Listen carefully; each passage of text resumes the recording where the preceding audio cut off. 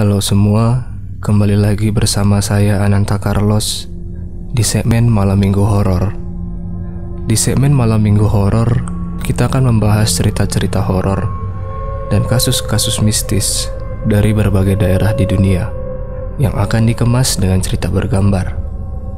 Sebelum kita mulai, silakan tekan tombol subscribe untuk mendukung channel ini agar tetap bisa upload cerita-cerita horor berikutnya. Dan aktifkan tombol lonceng agar terus mendapatkan notifikasi saat channel ini mengupload video terbaru. Baik, mari kita mulai.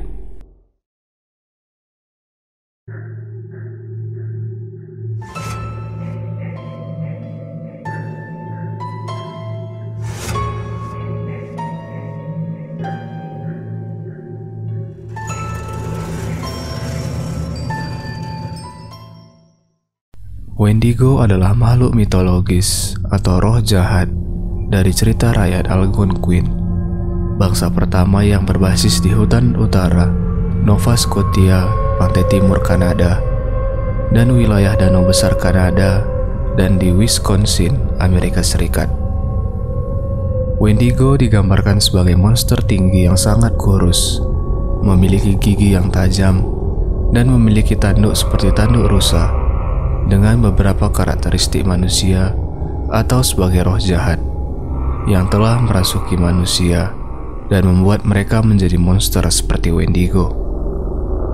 Pengaruh dari Wendigo dikatakan dapat memicu tindakan pembunuhan, keserakahan yang tak pernah terpuaskan, kanibalisme, dan budaya tabu terhadap perilaku tersebut.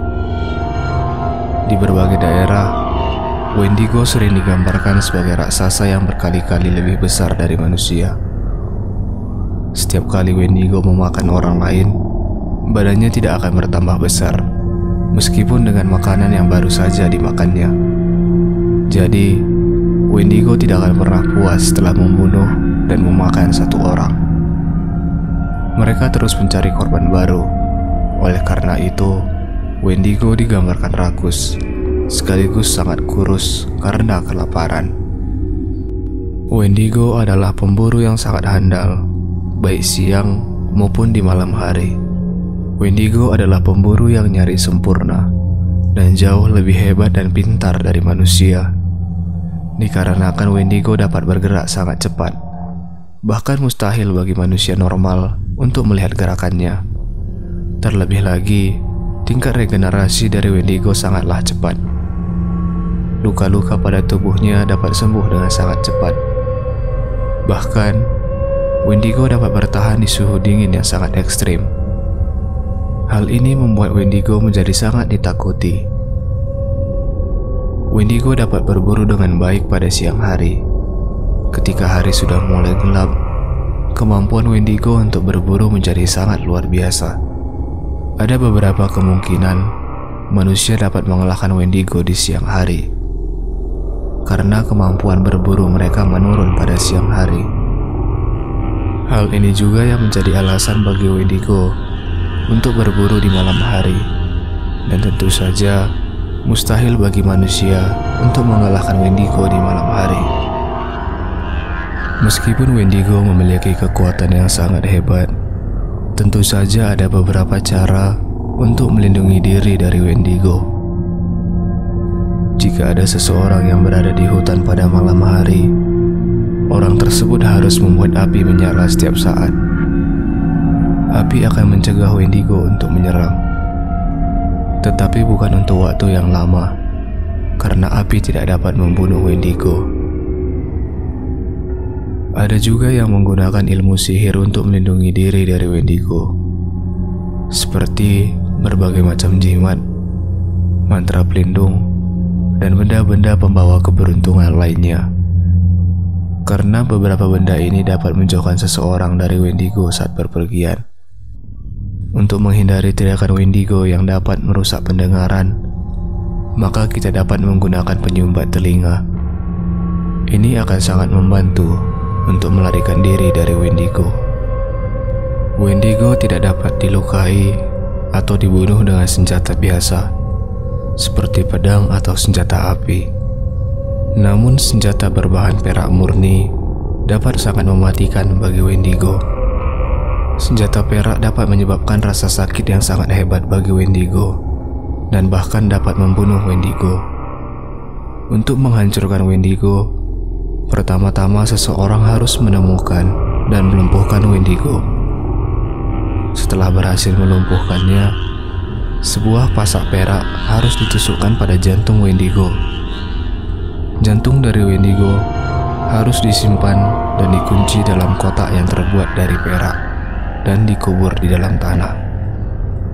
Kemudian, tubuh dari Wendigo harus dipotong-potong dengan kapak berlapis perak, dan setiap bagian tubuh Wendigo harus diasinkan dan dibakar menjadi abu, yang kemudian abunya disebarkan ke 4 penjuru mata angin, atau setiap bagiannya harus dibuang ke tempat yang sangat jauh dan sulit untuk diakses, seperti jurang yang dalam, dasar laut, ataupun sumur.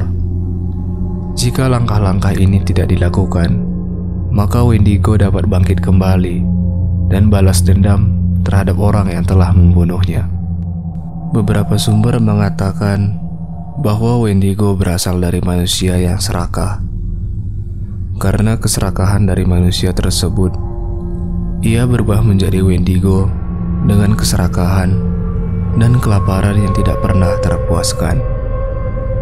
Ada juga sumber yang mengatakan bahwa Wendigo berasal dari manusia serakah yang memakan sesama manusia untuk bertahan hidup. Manusia juga dapat berubah menjadi Wendigo ketika manusia tersebut digigit oleh Wendigo.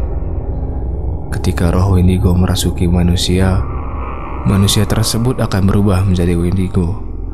Keadaan ini disebut sebagai psikosis Wendigo, dan manusia yang telah berubah menjadi Wendigo selalu kelaparan, sehingga tidak ada pilihan lain selain melakukan kanibalisme.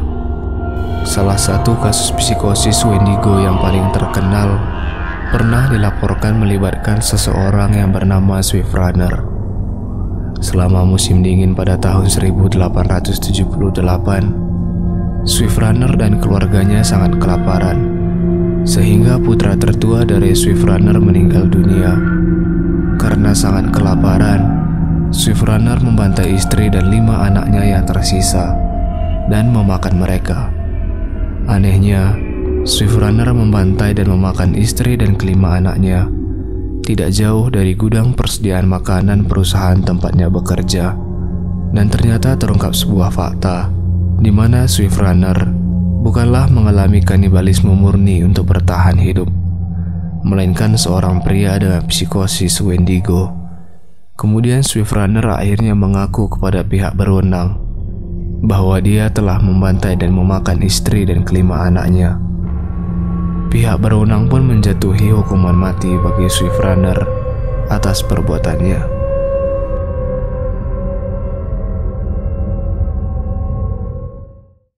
Itu saja untuk segmen malam minggu horor kali ini. Terima kasih telah menonton video saya. Jika kalian suka segmen ini, klik tombol like. Jika kalian tidak suka, klik tombol dislike. Jika ada saran, silahkan tinggalkan di kolom komentar. Dan jika kalian memiliki teman yang seharusnya menonton video ini, klik tombol share dan bagikan kepada mereka. Dan jika kalian memiliki cerita horor yang ingin diceritakan, kalian juga bisa mengirimkannya ke email yang ada di kolom deskripsi. Cerita yang bagus akan ditampilkan di segmen malam minggu horor. Saya Ananta Carlos pamit undur diri. Sampai bertemu di malam minggu horor selanjutnya.